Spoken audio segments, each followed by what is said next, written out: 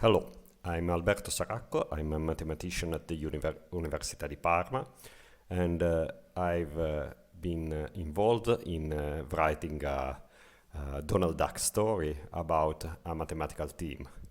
Since that, I've started doing some popularization of math using comics, using Disney comics. And since 2 months, I'm giving a weekly video on YouTube called Matematico prestato alla Disney, in which I use the Disney comics to tell something about mathematics. I've been asked to translate the series in English, and so here you go.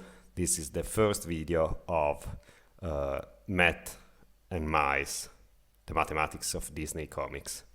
Unluckily, most of the comics nowadays are written not for the English public, and so most of the story are not available in English.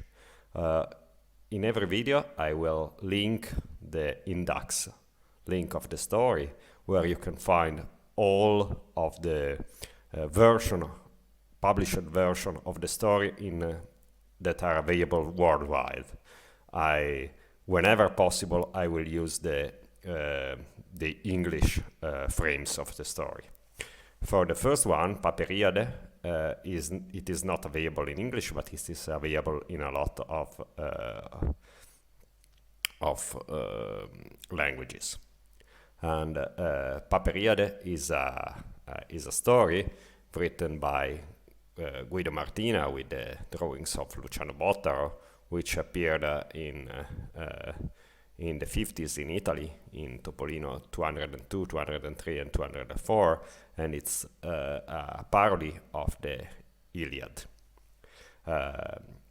Donald Duck goes along with his Uncle Scrooge, Huey, Dewey, and Lou, and Goofy to search for a magical checker which has been kidnapped by Gladstone Gander and Beagle Boys. In the story, it is recalled the legend of Sisa, who is the inventor of the chess, and who invented the chess and asked as a reward to be given just one piece of rice for the first square of the chessboard, and 2 for the second, 4 for the third, 8 for the fourth, and so on, doubling and doubling.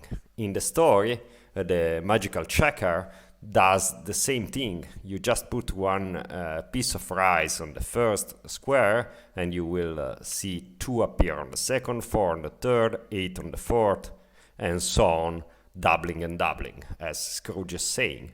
And he asked Huey, and Lou, since the squares are 64, how many pieces of rice do you think you will obtain? And the answer were, well, maybe 100 or something more.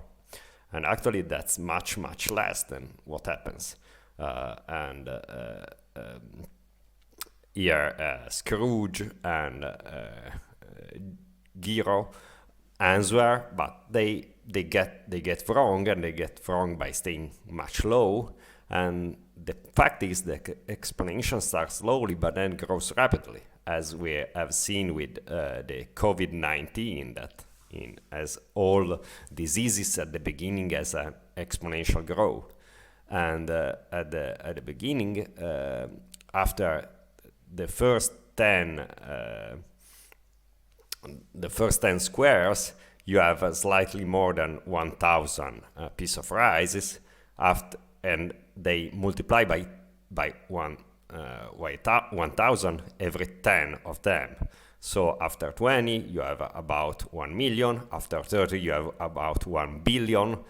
Yeah, the problem is that with great numbers, they have different names in American English and in other languages. I'm using the fact that 1 billion is 1,000 times 1 million, 1 trillion is 1,000 times 1 billion, and so on.